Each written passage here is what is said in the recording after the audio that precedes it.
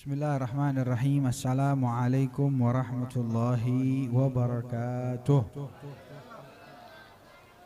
Alhamdulillah alladhi hadana bi'abdihi mukhtar man da'ana ilayhi bi'idhni wa qad nadana labbaika ya man dallana wa hadana labbaika ya Rasulullah labbaika ya Muhammad ibn Abdullah. Allahumma salli wa sallim ala sayyidina Muhammadin miftahil babi rahmatillah adada ma fi ilmillah salatan wa salaman daimin bidawami mulkillah wa ala alihi wa sahbihi wa man walah wa la hawla wa la quwwata illa billahil aliyyil azim. Rabbi shrah li sadri wa yassir li amri wa ahlul 'uqdatam min lisani yafqahu qawli.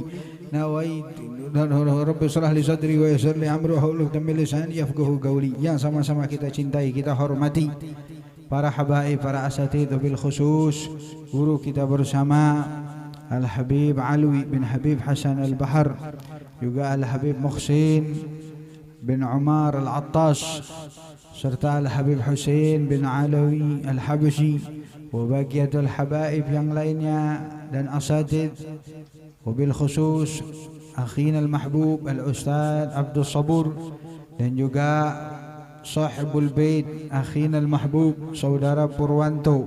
Semoga Allah subhanahu wa ta'ala senantiasa selalu menjaga mereka, para ahlul bait Nabi, para pengaman bumi, para mereka orang-orang yang dilahirkan sebagai cucu Nabi Muhammad dan menjadi qudwah bagi kita, menjadi contoh bagi kita, dan mereka menuntun kita ke jalan Allah. Dan juga para asatidz, para ulama, tokoh masyarakat yang mereka menjadi qudwah dan contoh dan lentera kita menuju ke jalan ridha Allah subhanahu wa ta'ala. Hadirin yang dirahmati oleh Allah, jamaah Majlis Ta'lim Bahrul Ridha, limpahan puji syukur kehadirat Allah subhanahu wa ta'ala yang pada malam hari ini Allah subhanahu wa ta'ala kumpulkan kita semua, tidak sebagaimana mestinya di malam-malam hari yang lainnya.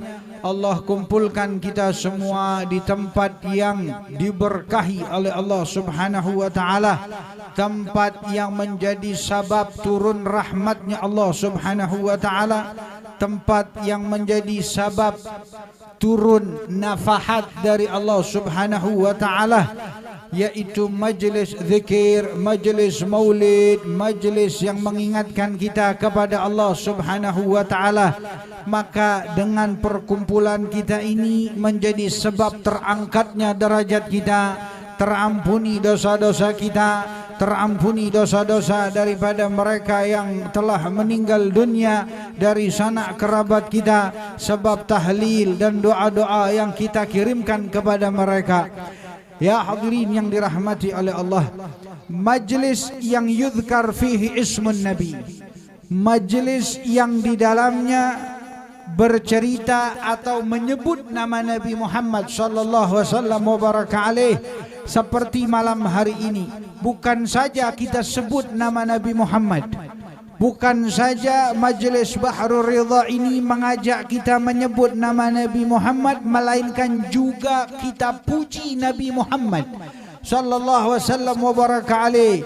Bukan saja kita memuji Nabi Muhammad, namun kita ceritakan dan kita coba untuk membacakan daripada sirah Nabi Muhammad melalui Maulid Simtud Durar. Maka kesemuanya itu melahirkan kecintaan kepada Nabi Muhammad sallallahu alaihi wasallam wa baraka alaih. Satu hal yang sangat luar biasa ketika kita berkumpul menyebut nama Nabi Muhammad sallallahu alaihi wasallam wa baraka alaih. Ada satu sahabat nih, ada cerita nih ya, dalam kitab Tarikhus Sarafa. Satu sahabat namanya Al-Amru bin Husan. Ini sahabatnya diuji oleh Allah subhanahu wa ta'ala dengan ujian penyakit yang lama sekali dia derita. Maka satu saat karena kesabaran dan penerimaan dia kepada ujian yang diberikan Allah subhanahu wa ta'ala, dia meminta kepada Rasulullah sallallahu alaihi wasallam wa baraka alaih agar Allah subhanahu wa ta'ala untuk menyembuhkannya. Maka Rasulullah bilang, sabar ya Amr, Maka sahabat ini terus bersabar, ya. Ketika tiba satu saat dia datang ke hadapan Nabi Muhammad sallallahu alaihi wasallam wa baraka alaih dan menangis di hadapan Rasulullah. Apa kata Amr bin Husain? Ya Rasulullah, ashhadul malaikatu yusafihni. Aku menyaksikan malaikat ya Rasulullah dan dia menyelamaniku, kata Amr bin Husain. Datang malaikat yang kusaksikan betul-betul di hadapanku dan dia menyelamaniku ya Rasulullah. Gembira Amr bin Husain. Maka kata Rasul sallallahu alaihi wasallam wa baraka alaih, itu sebab kesabaranmu atas penyakitmu ya Amr. Sabar terhadap ketentuan Allah Subhanahu wa taala dengan ketulusan dan terus menjalani perintah Allah. Bukan hanya sabar saja, tapi terus menjalani perintah Allah. Ada orang sabar sama ketentuan Allah, sabar dengan fakir, sabar dengan miskin, sabar dengan keadaan, tapi tidak menerima ketentuan yang diberikan oleh Allah Subhanahu wa taala. Berbeda dengan Amr bin Husain. Dia adalah orang yang sabar dan menerima ketentuan Allah. Apa ciri orang yang menerima ketentuan Allah? Thabbit ala gadamin Nabi Muhammad. Tetap dengan jalannya Nabi Muhammad sallallahu alaihi wasallam wa baraka alaih. Tidak marah melainkan dia tidak keluar dengan syariat. Tidak dilanda kesedihan, tidak kesedihan itu membuat dia keluar dari syariat. Tidak mendapat kegembiraan, kegembiraan itu menyebabkan dia keluar dari syariat Islam. Itu orang yang mengikuti suluk Nabi Muhammad sallallahu alaihi wasallam wa baraka alaih. Fadzaka Amr bin Husain, sahabat Nabi Muhammad ini Amr bin Husain. Maka dia mengatakan, Rasulullah, itu sebab sabar ente karena apa yang diberikan Allah. Maka Amr bin Husain bilang, ya Rasulullah, kalau begitu apa yang telah ku minta kepadamu tentang sembuhnya penyakitku, jangan lagi kau doakan aku untuk sembuh dari penyakit ini ya Rasulullah. Dia enggak minta sembuh. Fa'adni ya Rasulullah, kembalikan penyakit itu, kata Amr bin Husain, dan jangan lagi kau doakan aku untuk sembuh. Maka kata Rasul sallallahu alaihi wasallam wa baraka alaihi, fi kulli majlis yuzkar ismu Amr bin Husain fayustajab ad-du'a. Kalau ada majlis yang menyebut nama Amr bin Husain, maka majlis itu menyebabkan dikabulkannya doa, kata Rasul sallallahu alaihi wasallam wa baraka alaih. Fa kaifa majlis yuzkar ismuhu Habibu Amr bin Husain? Bagaimana majlis yang menyebut nama kekasihnya Amr bin Husain, Nabi Muhammad sallallahu alaihi wasallam wa baraka alaih? Kalau saja menyebut nama Amr bin Husain, sahabat Nabi Muhammad yang penyabar, yang penerima, yang mengikuti jalan Nabi Muhammad, menyebabkan daripada terangkatnya derajat, menyebabkan terkabulnya doa. Bagaimana kumpulan yang menyebut kekasih Allah dan kekasih Amr bin Husain Nabi Muhammad sallallahu alaihi wasallam wa baraka alaihi. Itu fadilah daripada kita duduk majlis maulid Nabi Muhammad sallallahu alaihi wasallam wa baraka alaihi. Maka kegembiraan yang semacam ini, gembiraan yang kita luapkan dari mulai panitianya yang hadir, mereka yang meramaikan acara Maulid Nabi Muhammad, kegembiraan yang datang dari Allah Subhanahu wa taala, perintah yang diperintahkan oleh Allah Subhanahu wa taala kepada setiap mukmin agar bergembira ketika lahirnya Nabi Muhammad sallallahu alaihi wasallam mubaraka alaihi wa ala alihi. Jadi jangan khawatir, ya, Habib Alwi guru kita ini nuntun kita ke jalan yang betul-betul jalan ini diridhai oleh Allah Subhanahu wa taala. Maulid Nabi Muhammad, membaca sirah Nabi Muhammad ini sudah jauh-jauh hari Allah Subhanahu wa taala untuk kita diperintahkan agar kita jaga sejarah Nabi Muhammad, sirah Nabi Muhammad sallallahu alaihi wasallam wa baraka alaih. Dan Allah puji Nabi Muhammad, Allah peringkas daripada sifat-sifat Nabi Muhammad sallallahu alaihi wasallam wa baraka alaih dari jauh-jauh hari di dalam Al-Quran. Mau tahu? Ketika Allah Subhanahu wa taala berbicara tentang jalan yang dibawa oleh Nabi Muhammad, apa kata Allah Subhanahu wa taala? Wan najmi idza hawa. Kata Allah, aku bersumpah, waw gasam. Waw di sini adalah waw sumpah seperti wal asri.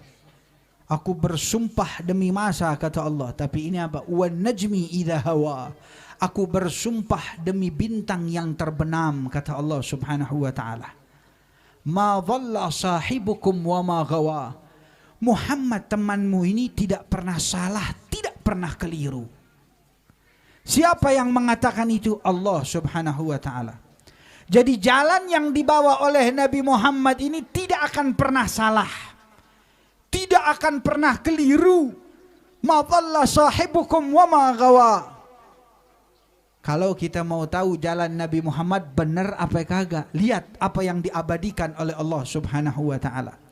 Ketika Allah bercerita tentang bagaimana yang diucapkan oleh Nabi Muhammad, maka Allah katakan, la yantiqu anil hawa. Muhammad ini tidak pernah berbicara melalui hawa nafsunya.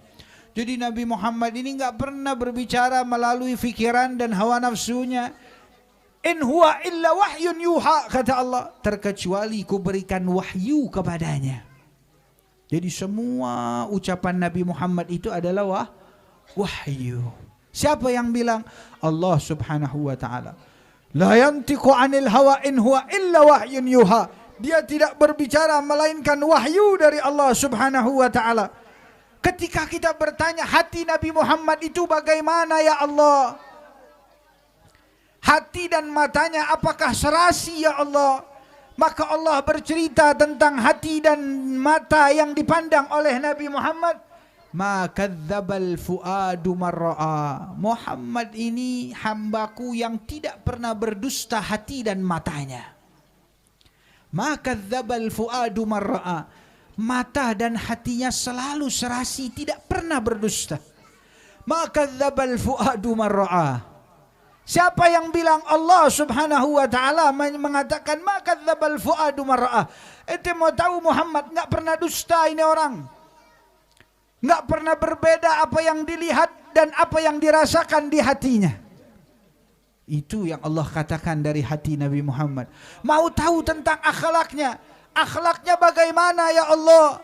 Apa yang Allah abadikan dalam Al-Quran? Wa innaka la'ala khuluqin azim. Dalam jiwa dan diri Nabi Muhammad, dari mulai zaman Nabi Adam sampai saat ini, tidak ada yang menandingi akhlak Nabi Muhammad sallallahu wasallam wa baraka alaih. Akhlak sesama manusianya, akhlak sesama makhluk, akhlak insaniyahnya, kemanusiaannya, akhlak kepada Tuhannya Allah Subhanahu wa taala, akhlak kepada nabi-nabi sebelumnya, akhlak kepada mereka orang-orang yang soleh, akhlak kepada mereka orang yang jauh dari Allah Subhanahu wa taala. Bahkan Rasulullah berakhlak kepada mereka Yahudi dan Nasrani. Maka tidak ada tandingan daripada akhlak Nabi Muhammad sallallahu wasallam wa baraka alaihi wa ala alihi. Maka ketika kita duduk di majelis yang diindahkan oleh Allah, jangan kita kotori. Majelis yang seperti ini, majelis yang mengangkat derajat kita, kalau sepulangnya kita dari sini menambah keimanan kepada Allah.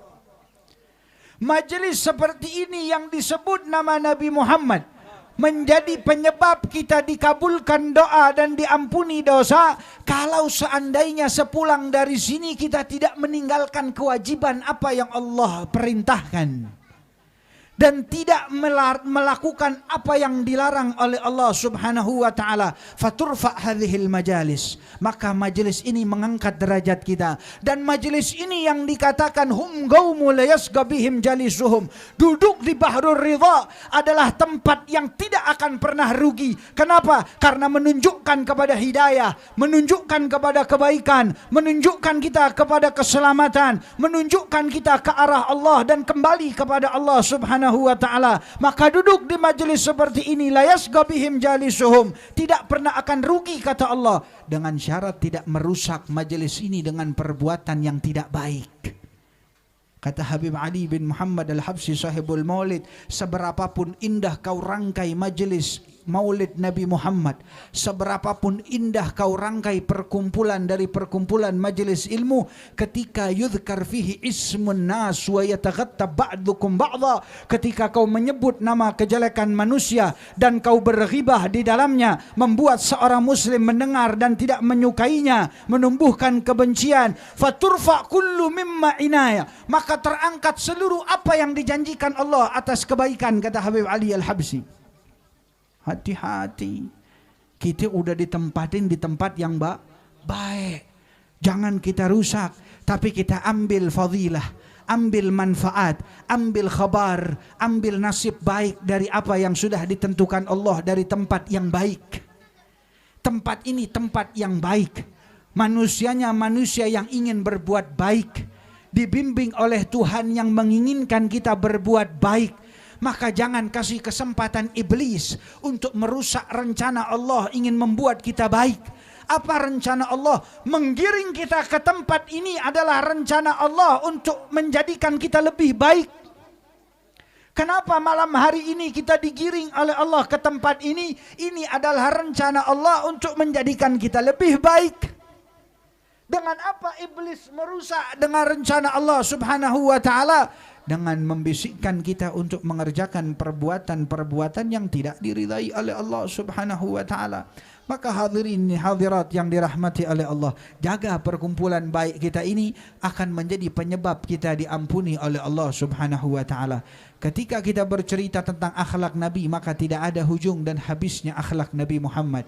Yang diperlukan adalah satu hal, ketika kita wafa, ketika kita setia dengan Nabi Muhammad sallallahu alaihi wasallam wa baraka alaih, bukan saja menghadiri maulid Nabi Muhammad, tapi ingat, laksanakan perintah Allah Subhanahu wa ta'ala. Bangun di salat subuh hari, bangun, jangan seolah-olah kita seperti bangkai yang tidur, bangun sampai siang hari, ka'annahu Muhammad gad nazal, seperti Muhammad tidak pernah turun ke bumi. Diperintahkan Allah untuk memerintahkan kita salat, memerintahkan kita ibadah, tidur seolah-olah Nabi Muhammad tidak pernah diutus oleh Allah Subhanahu wa ta'ala. Beker bunyi, yang bangunin bunyi, kayaknya dia melek tidur lagi, la khauf minallah, nggak ada rasa takut sama Allah. Bahkan tadi seolah-olah Nabi Muhammad nggak pernah turun ke bumi dan memerintahkan dirinya. Setelah itu di siang dan malamnya datang ke majelis maulid, malamnya datang ke majelis ilmu, yusyarrik bihim, kumpul bersama mereka. Ma faedatu majelis maulid? Apa faedahnya majelis maulid Nabi Muhammad?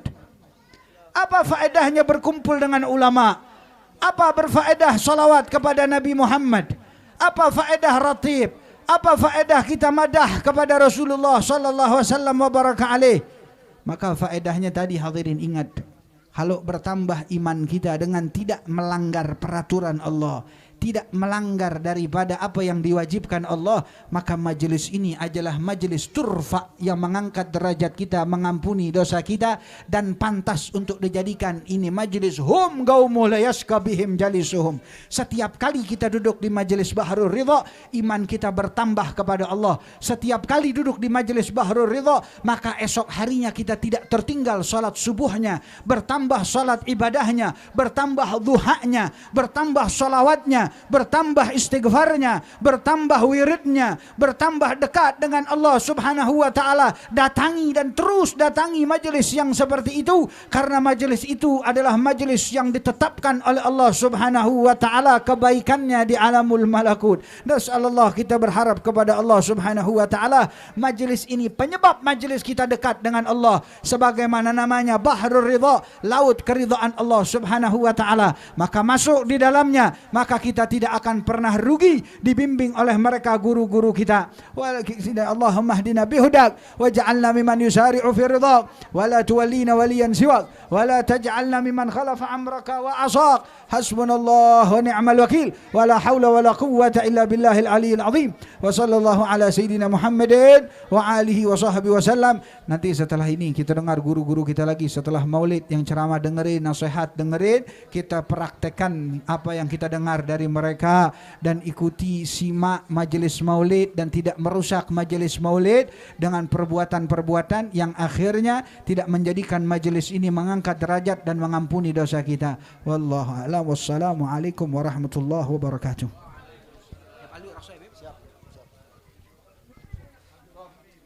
Gop.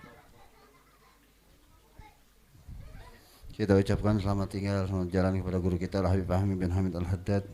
Semoga beliau diberikan keselamatan hingga sampai di tempat tujuan yang kedua.